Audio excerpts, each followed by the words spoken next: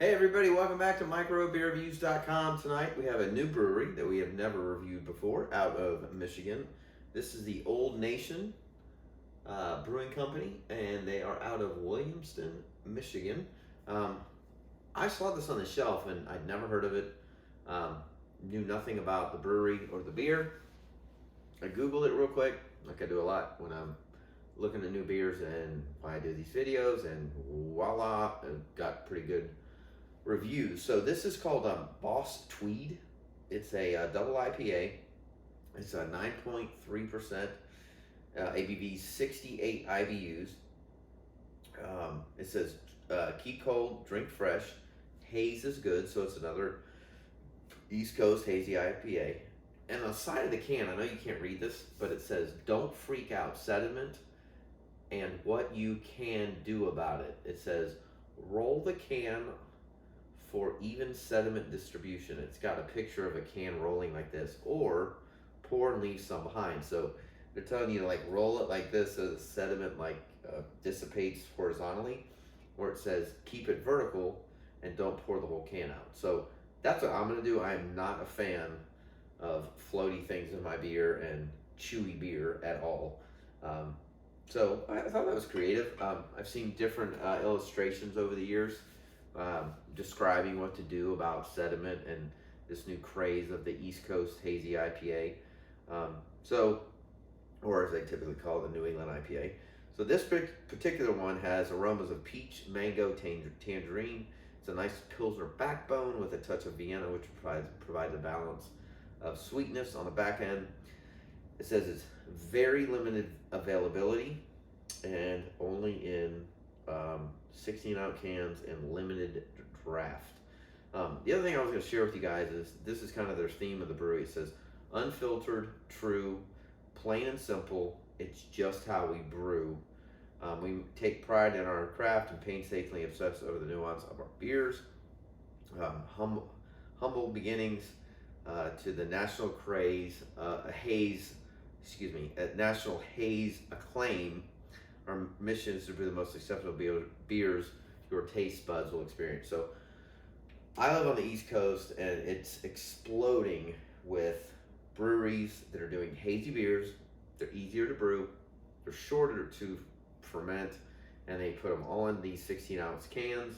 And the reality of it is they're not cheap. So I think this one was $17 or $18 for the 4-pack. I almost didn't buy it, but the reason why you go to local craft beer stores with people that you build a relationship with as far as what you like, and you gain their advice, they said this one's worth it. So we're gonna try this bad boy out. I am absolutely only gonna pour about half the can in here because I do not want a bunch of floaties floating around in my beer. That will probably dramatically reduce this beer review. So here's what we got. Exactly what it describes. Definitely hazy, nothing floating around. I didn't get any of that in there. Perfectly white head on it. Definitely lacing the glass. The aroma's pretty killer. It's definitely very peachy. It smells like a sweet Georgia peach. The tangerine is very prevalent. I think there's some lemon in there.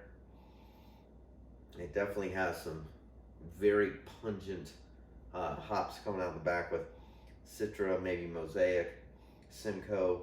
It's not real like herbally at all. It's more fruity. It's more kind of like nectary. It smells great. I did not look on the bottom. Oh, there is a date on there. Let's check out the date. Well, I don't know if I can read it. Oh, I can. So this beer was brewed 5 weeks ago. So again, Michigan, I live on the East Coast, 5 weeks, IPA, plenty of good freshness. It smells really good. There's definitely a kind of a malty, that pilsner side there, that kind of Vienna hint to it. But it smells really, really, really good. And again, I'm thrilled, as you can tell, that there's nothing floating around. So cheers. Let's check it out.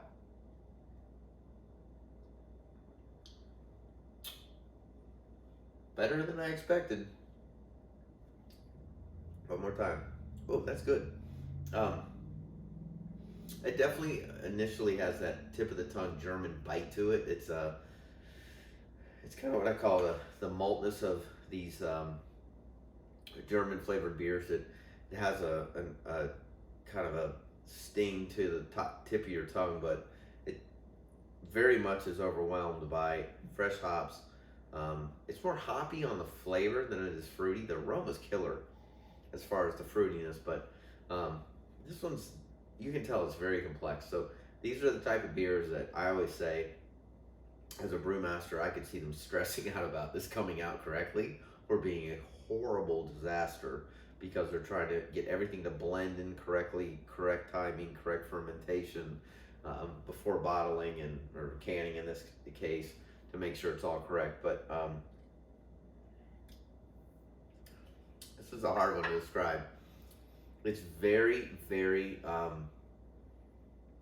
balanced between the fruit of the peach and the tangerine.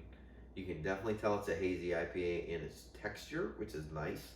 And then you have this kind of back lingering German-esque tone to it that actually complements the beer. It's not over fruity, it's not over malty, it's not over hoppy. It's a very good marriage of all the three. It's better than I thought it was going to be. I rate my beers between 1 and 5. I would give this probably a 3.75.